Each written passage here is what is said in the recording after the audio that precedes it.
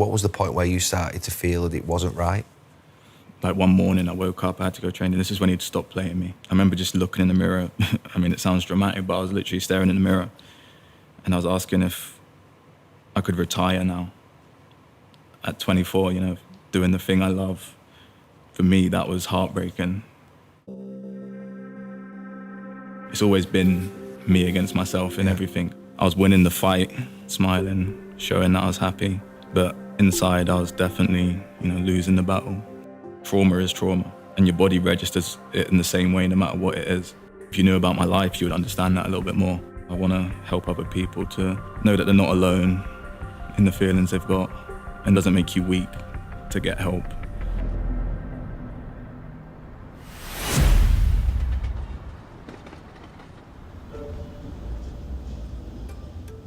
Today we're going to interview Dele. I worked with Dele whilst I was with England as a coach. I absolutely loved him when he was with England. He was playing under Maurizio Pochettino at Spurs, just in that number 10 role, wasn't it, running forward, always joining Harry Kane. I just thought he was the real deal. You know, it was almost like a modern day Brian Robson, modern day Roy Keane in terms of a box-to-box midfield player. But it has no doubt changed since 2018-19. In the last few years, Dele's, you know, obviously from a football perspective, got nowhere near the levels that he was playing at back in that sort of mid-2015-16 season. So, you know, we want to know why that is. You know, I'm concerned about him because when I see someone drop off like he has, from the ability that he has, then you always think what's going on in the lad's life. There's been a blip, and I have to say there's a fascination with him still, I think. People want to ask that question, what's happened, Dele? Are you okay? Dele and his team have reached out in this last few days to say that it is the right time now to speak, and we're obviously delighted to bring him in today to talk about it. It'll be a very different type of overlap. Obviously everybody's asked that question in the last 12 to 18 months, what's happened with Dele, and today we're going to find out.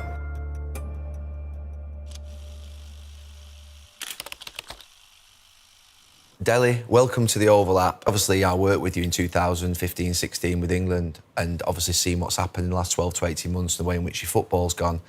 You know, first question is, are you okay? Yeah, I think it's a question I've definitely been asked a lot. But I think this is probably the first time in a long time that I can say yeah, like, and mean it. I think I'm probably mentally I'm probably in the best place I've ever been. And yeah, I feel good. Obviously injured at the minute, but football, I've got that passion back for football. I mean, yeah, so I'm doing really well. Just tell us what's been happening with you in the last sort of 6 to 12 months. You say you're feeling good now, but obviously it means that you weren't feeling well at a certain point. Yeah, I think now's probably the right time for me to tell people what's been going on. It's tough to talk about it because it's quite recent, and it's something I've kind of hid for a long time, and I'm scared to talk about it, but I think it's the right thing to do.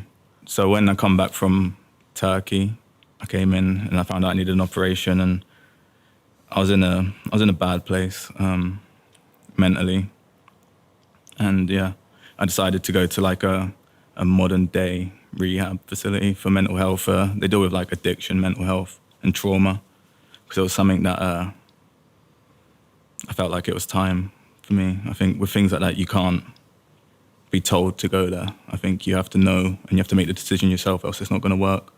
And yeah, I was just, to be honest, I was caught in a bad cycle. You know, I was relying on things that were doing me harm.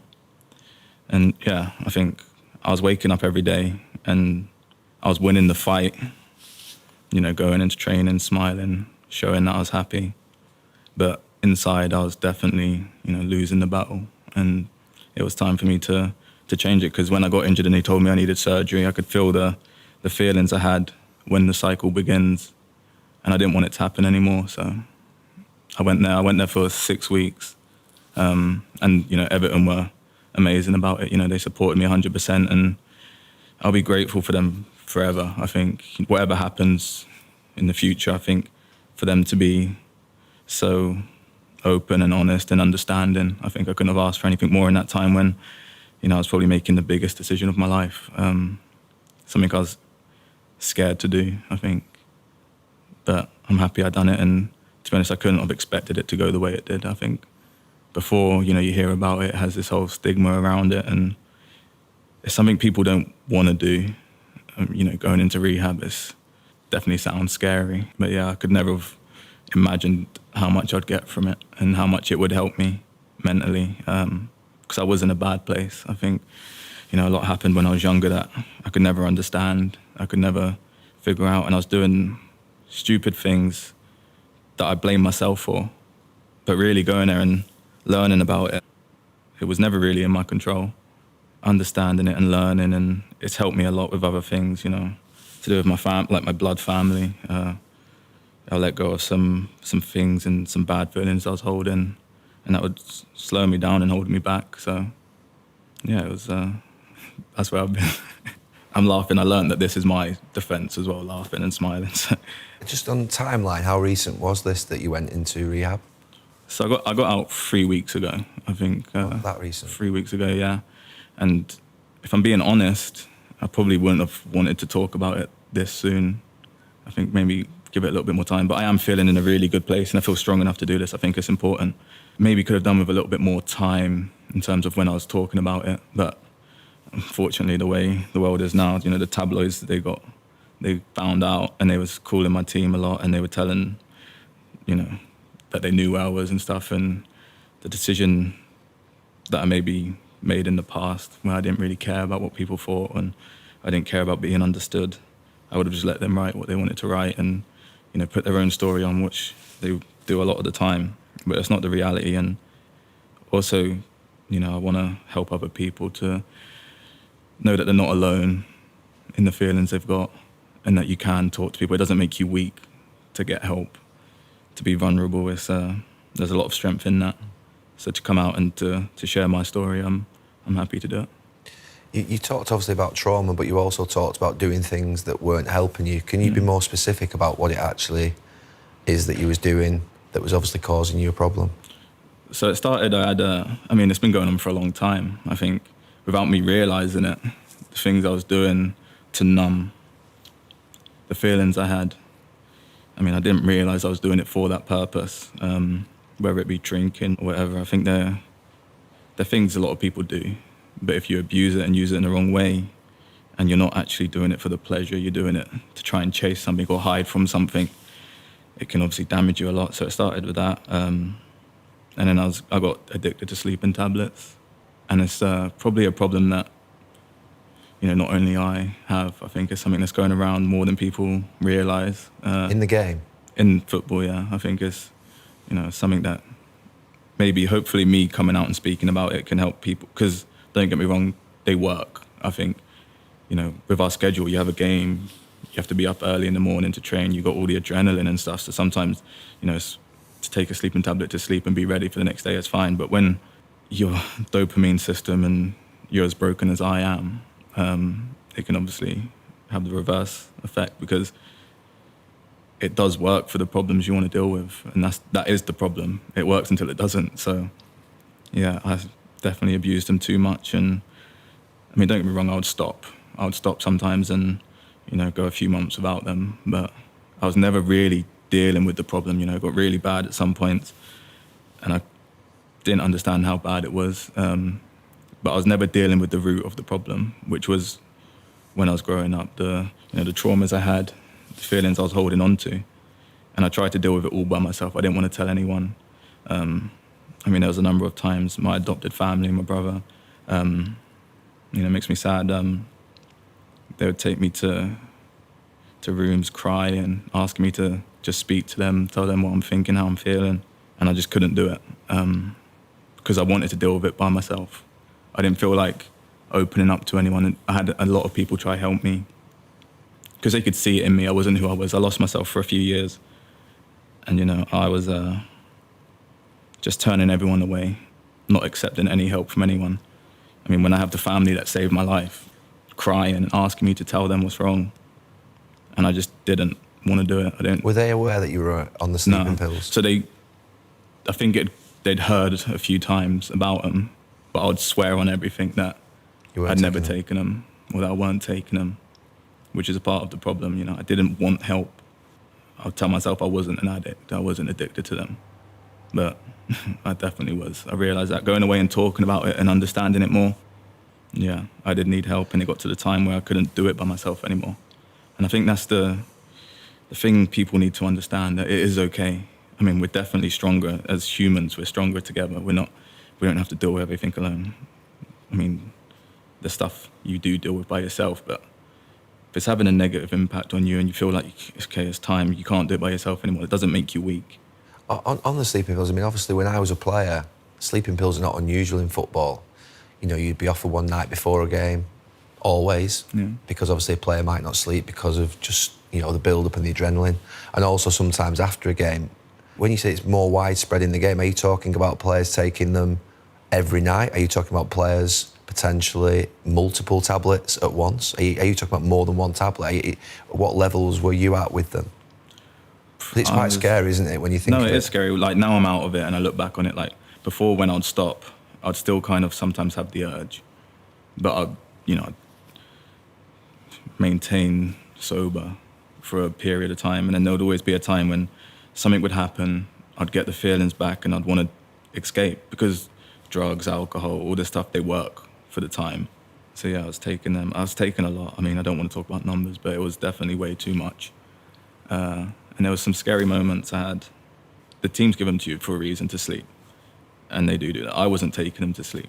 I would take them throughout the day to just escape. Taking them during the day? During the day, sometimes from 11 a.m. if I've got the day off. I would never take them if I'm playing, but I'd start early if I had the day off, and just to escape from the reality. They're obviously a prescription drug, and you have to get them from somewhere.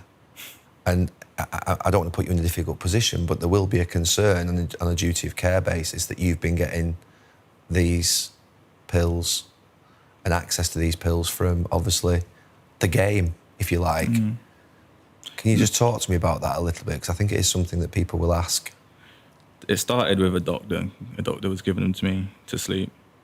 And then it turns into more than that. I think when you want something, you'll find a way. So you were getting them outside of the game then at that point? Yeah. But you were at the start getting them in the game? Yeah. In acceptable quantities, would you say? Or at the start, yeah. For sure. Like, it was one to sleep. That was what it was. Yeah. And for most people, that's fine. You can handle that. That's all you need. But for me, it was fixing something else that I didn't know I could fix. And you hold on to that. People think football's, you know, don't get me wrong, I love football. It's saved my life. I owe everything to football.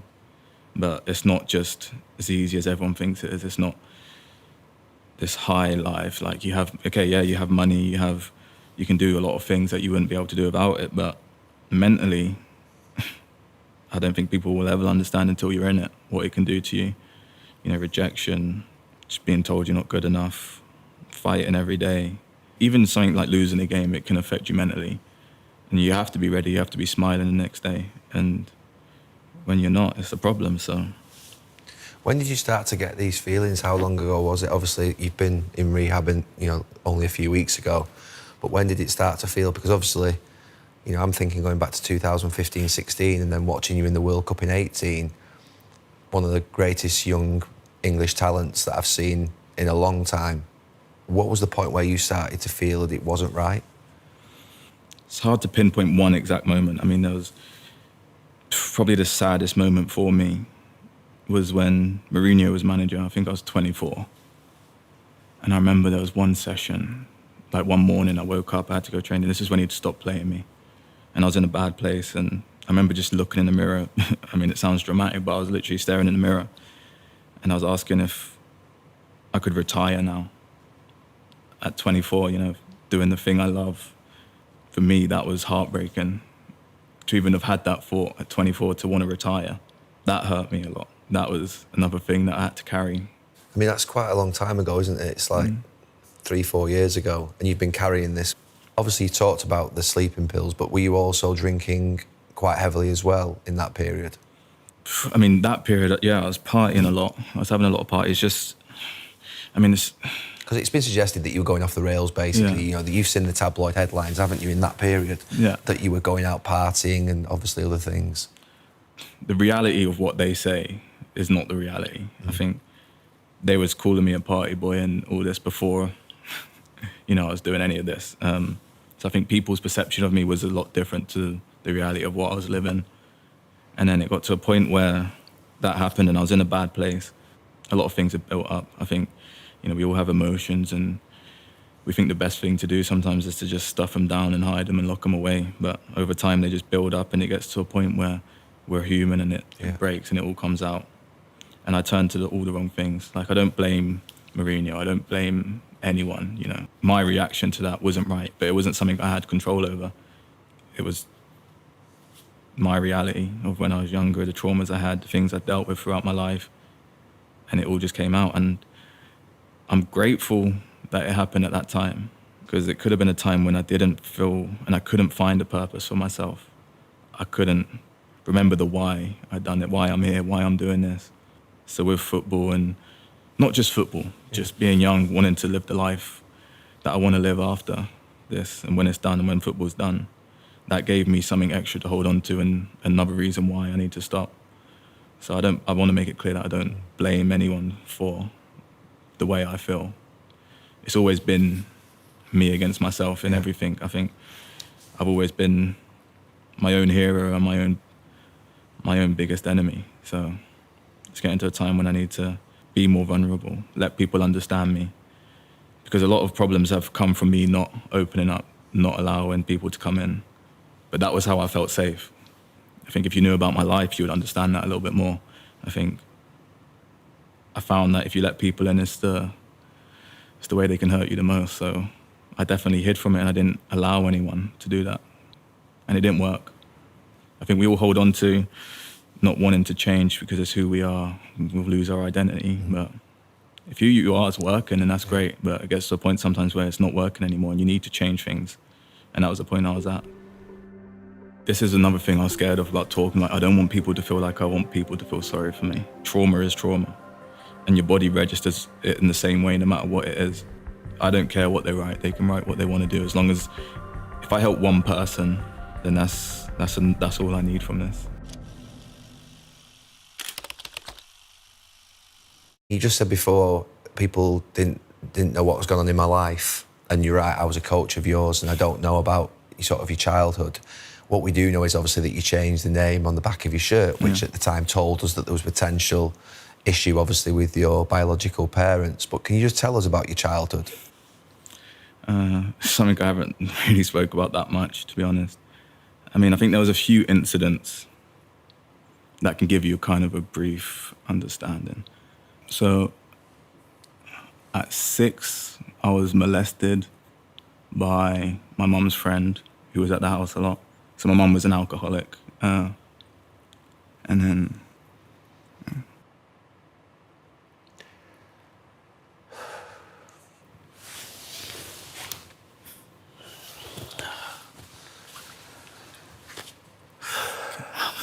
Sorry. You don't be sorry. Yeah, so that happened at 6. And then I was sent to Africa to learn discipline. And then I was sent back. 7, I started smoking. 8, I started dealing drugs. Selling drugs? Selling drugs, yeah. An older person told me that they wouldn't stop a kid on a bike, so I'd ride around with my football, and then underneath I'd have the drugs, and yeah. And so that was 8. 11, I was hung off a bridge. By who? A guy from the next estate, a man. And then, 12, I was adopted, so. And from then, it was like, I was adopted by an amazing family, like I said. I couldn't have asked for better people to do what they'd done for me. If God created people, it was them. They were amazing. And they've helped me a lot. And that was another thing, When I started living with them, it was hard for me to really open up to them because it was easy. I felt within myself, it was easy for them to get rid of me again. So yeah, I tried to be the best kid I could be for them. I stayed with them from 12. and then started playing first team professionally at 16, and then it all sort of took off from there. So yeah, that's a kind of a... So you've had really only 3 or 4 years in your life of probably stability, that probably period between 12 and 15, 16 before it sort of went like that again. Yeah, I'd say so. I mean, this is another thing I was scared of about talking. Like, I don't want people to feel like I want people to feel sorry for me, because that's something I don't find easy to accept just within myself. So Dele, people won't think that with what you've just told us. Yeah. You know, I think the fact that you're opening up and the fact that you're now speaking about it, I think people will recognise that this has been something that's been stored inside you, caged for 15, 20 years. Yeah. You said you'd been taken to Africa to learn discipline. What does that mean? So my mum, because I weren't a good kid. They taught me in rehab. I'm not allowed to say that, but I got in trouble a lot, with the police, but I had no rules. I grew up without any rules. Like I said, my mum she drank a lot, and I don't blame her at all for what happened. I think going to this place really helped me understand her and the things she was going through and what she had to deal with, and it was all she knew. She weren't doing it. You going into rehab now helps me understand. Has helped you understand your mum's situation. Because it was all she knew. Even when she let me go and I got adopted, she knew and I knew that it was what was needed to even have a chance of living the life I wanted to live and being successful. And because it was only going one way if I stayed there. My blood dad lived in Africa, and then I got sent to him. I was meant to stay there for a year. How was that? Horrible. I didn't want to be there at all. I think nothing against, where I was, but just going from what I was living in, because we had no money. My mum had no money. There was always 10 guys just around, just... What, in your house? Just in the house, yeah. It was definitely the drug spot. But yeah, so there was that. And then it was just a big culture change, and I didn't want to be there, so I'd be a little bit more naughty. And then after 6 months, I got sent back. By your dad? Yeah. Do you still speak to your dad now? No. So there was a time he went missing for a while. And then, he's probably going to come out now and say some shit, but so he went missing. And then when I started playing for England, he came back. And then I used to speak to my mum as well, just to try and help her.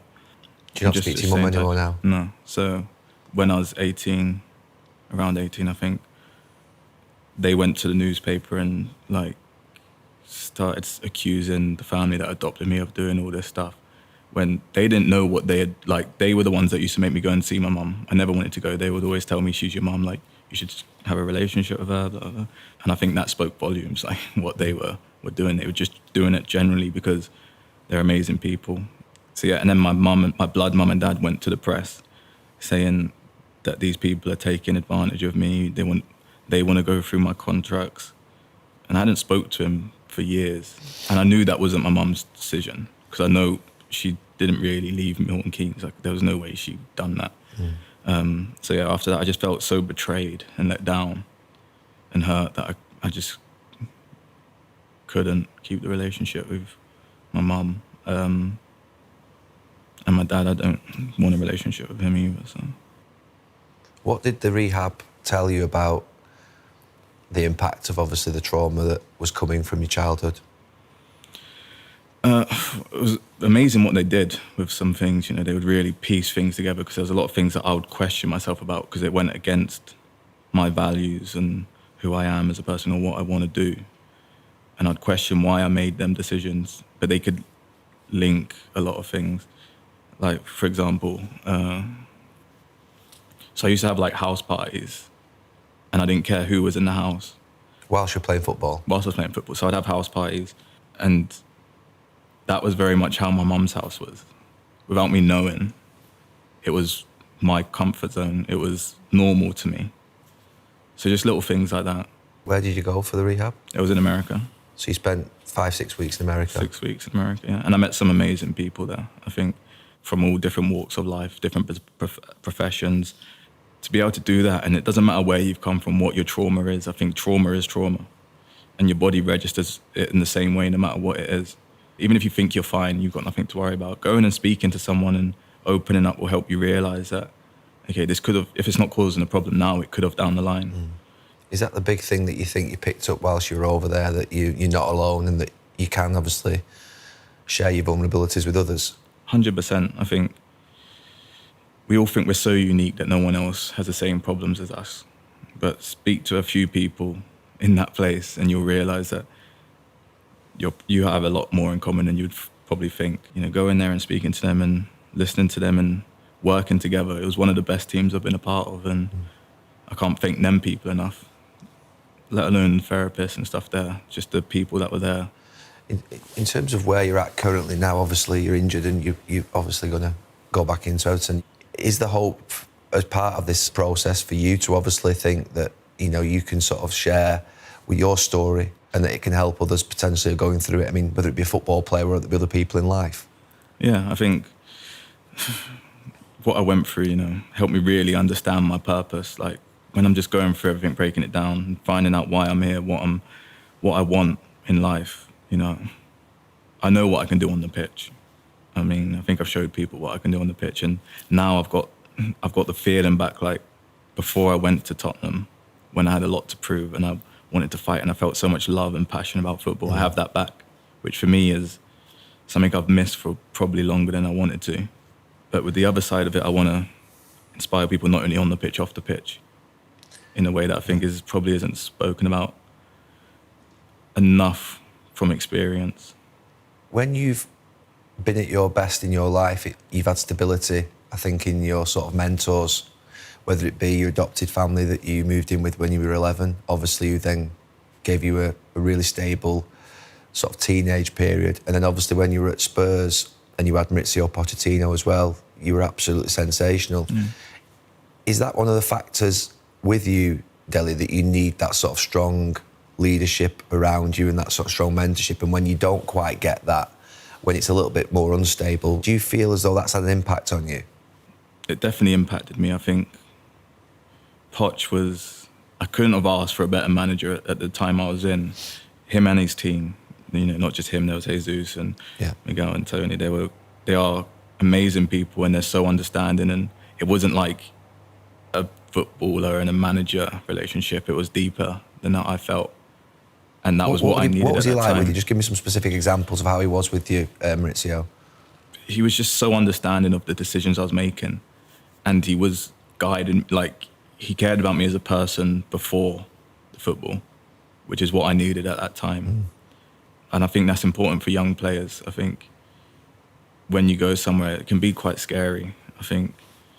And I never had that fear of, you know, trying to prove myself in that sense, because I felt like he was giving me the platform to express myself the best I could and be comfortable.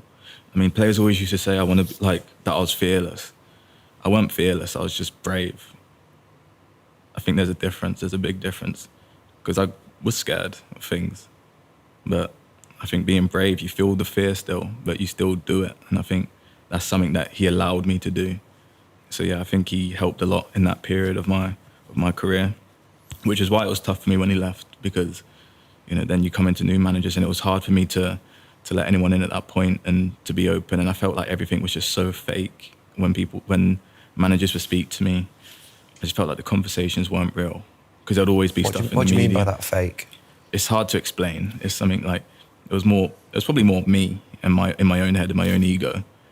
You know, I weren't open to let anyone in, and I didn't feel like any of them wanted to really know me in a personal level, which was then tough for me to fully commit and give my everything for them, which obviously had a negative impact on me in the long run.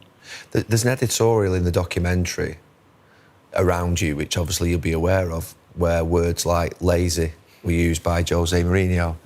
And then obviously there was the sort of one-on-one that he had with you, which was one of the sort of most fascinating parts of that documentary, where he talked about reaching your potential and that don't just deliver in moments.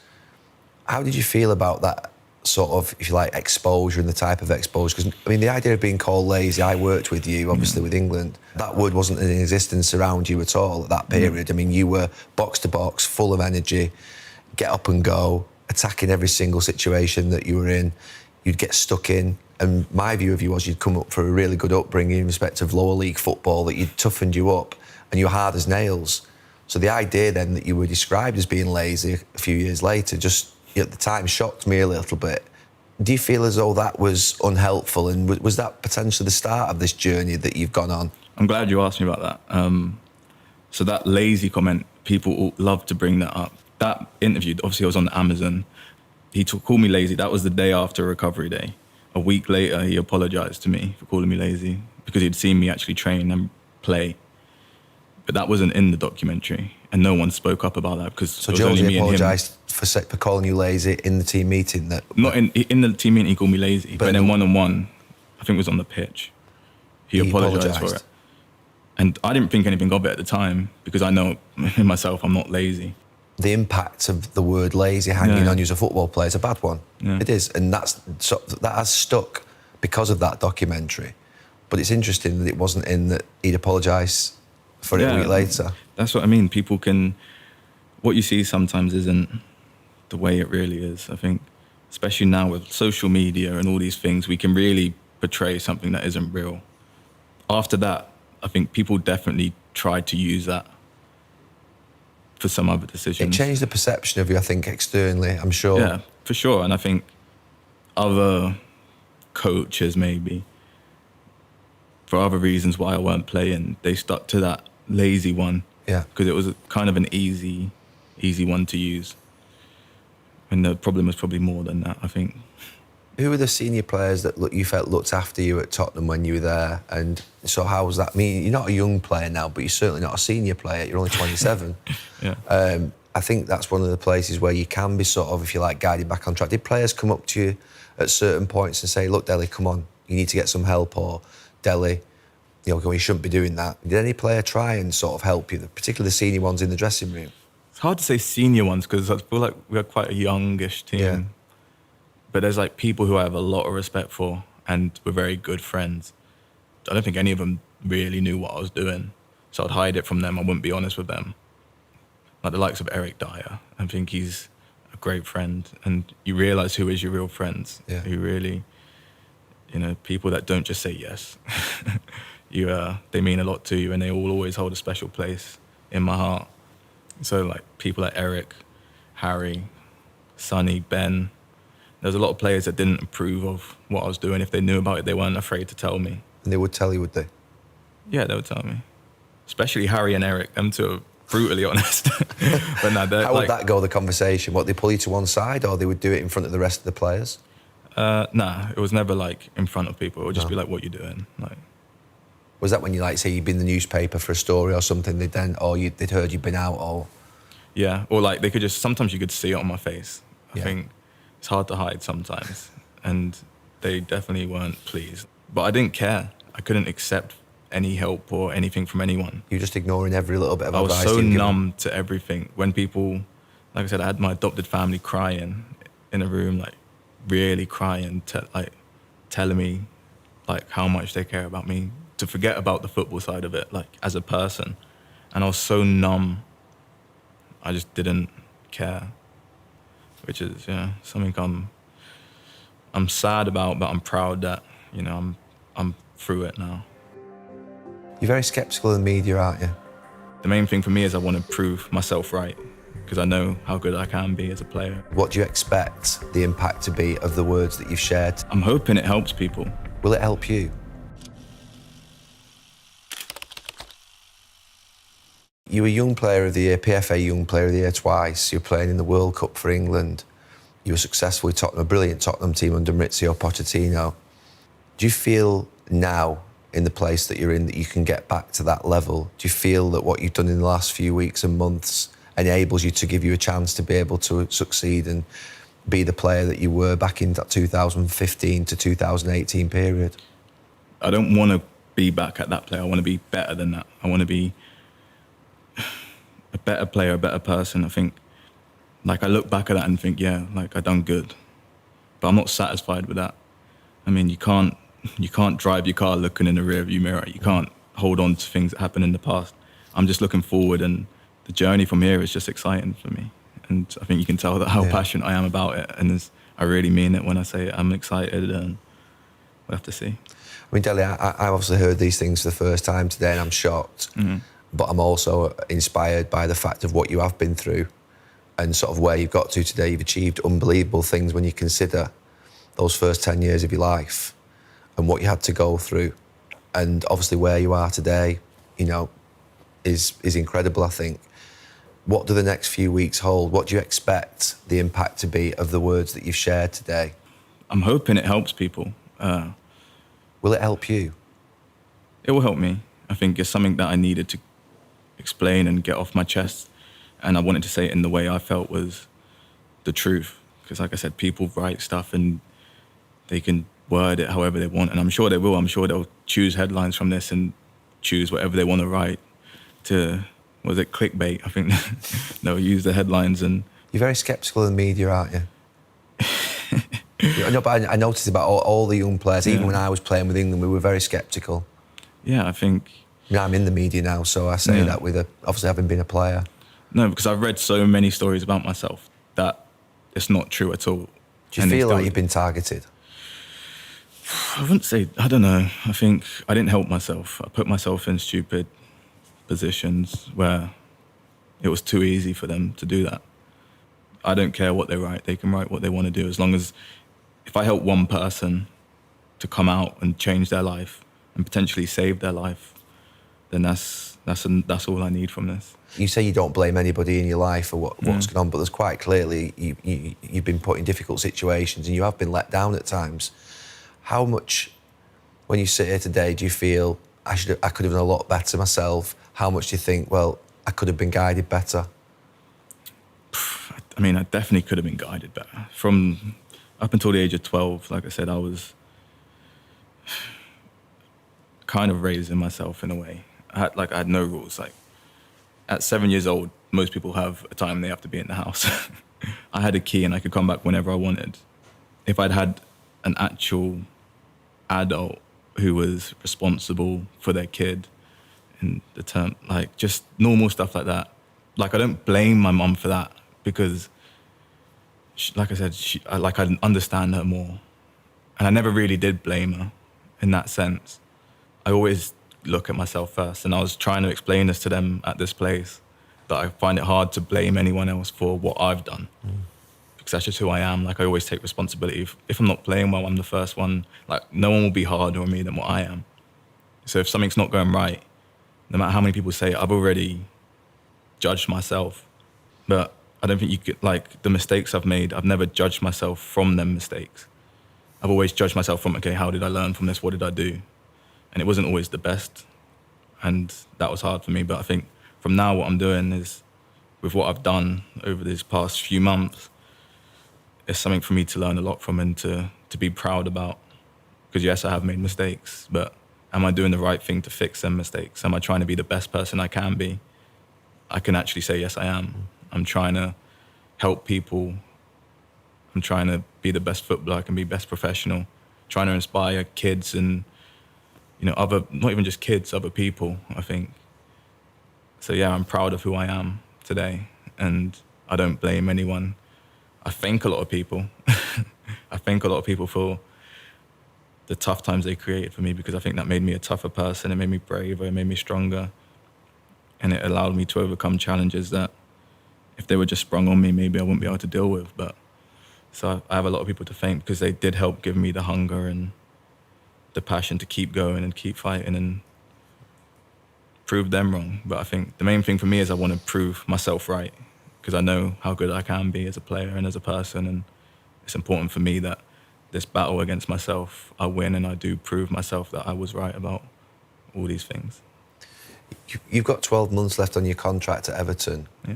How do you think the game will view you now? You know, are you hoping to hit the ground running? I know you're injured at the moment, you'll be out for a few more weeks, but is it a case of you thinking now I just want to get back into the first team as quickly as possible? Whatever happens after this year, even before this year, if I come back in Everton, you know, if we decide that it's not the best place for me to be, I won't have any hard feelings about that. I think for me, I know. Have Everton spoke to you about that yet or not? Me and the manager have had some good conversations, not so much about football at this point, because obviously I'm still injured and stuff. Yeah. We've just had about where I'm at and stuff like that. And I've got to say a big thanks to him as well. I think for someone that didn't really know me, this to be thrown on him and to be so understanding, and not even just understanding, we had a good conversation, and like I said, he was supportive, he was understanding as well. So Are you in his plans for this season? Did you get that far? Or was it more just about the personal situation and sort of making sure you were well? right now it's just about getting back on the pitch and showing him what I can do. And the talks were more about what I've done in terms of the rehab and how I'm feeling, which is a normal question for people to have, I think. So yeah, a lot of the talks so far have been about that. And then, I just need to get back fit, which isn't too long away. I'm feeling good in that sense, probably another few weeks. And then get back playing and enjoying football, which is what I want to do. So I'm ready for a big season. Yeah. And I'm more prepared to deal with any challenge that comes with it. Have you spoken to any of your teammates in the dressing room about what's been going on in the last few months? Yeah, so it was always a bit of a, not awkward one, but I didn't know if they knew where I was. But then when I come back, they only started like a couple of days ago. Yeah. But obviously I came in early because I was injured, and I had some good conversations, and the people I spoke to were so supportive about it and understanding and happy, I think, because they knew me as a person. No matter what anyone else thinks on the outside, they don't know me. They knew where my heart was. And, I think they just wished the best for me. So for me to open up, and I was being more open with them and truthful, even with my old teammates. Yeah. I met with some of them before I went there, some people from Tottenham, and just to kind of tell them where I was going, why I was going there. Because obviously we had some amazing years together, and I guess they were probably wondering like what's going on as well. I mean, hopefully maybe after this they'll understand a little bit more. But so I'm happy with the support I'm getting. Is there anything else that you'd like to say? Obviously today is sort of what I've heard is, like I say, it's unbelievably shocking to me, obviously having worked with you, but is there anything else that you'd like to say? I think, again, just to reiterate the fact that people don't need to be scared of change. I think change is always hard, and when something's uncomfortable and difficult, you get a feeling, you get scared, and you get the fear. But when you have that feeling, that's the exact time that you need to jump and go for it, because at the other side of fear and change, it's usually only positive things. Hopefully me talking about my experiences is helpful to them. So, well, look, Dele, I don't think you'll ever know the full extent of how much you'll have helped people by speaking about this, because the impact that you'll have on a lot of people that are listening will be incredible. And I think you will encourage people, just how you've spoken, how open and honest you've been, to go out and share their vulnerability and seek help. So, it's incredible what you've told me today. Thank you very much for speaking to me, and I wish you all the very best, honestly. Thank you. Thank you. Cheers.